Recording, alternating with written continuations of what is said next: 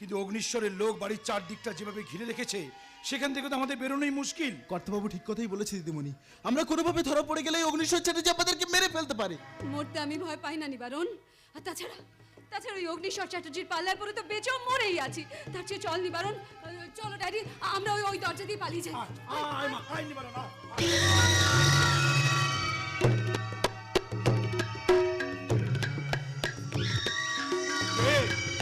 কে তুমি? চুপ করে না থেকে উত্তর দাও, কে তুমি? জোকারের মুখোশ পরে তুমি যেই হও, আগুন নিয়ে খেলা করো না।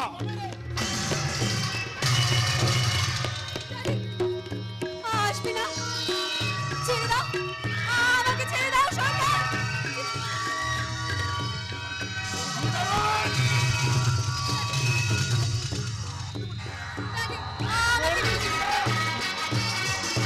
চলে গিয়েছে। তুফান তুফান তুফান, তুই একবার শেষ চেষ্টা কর না, যদি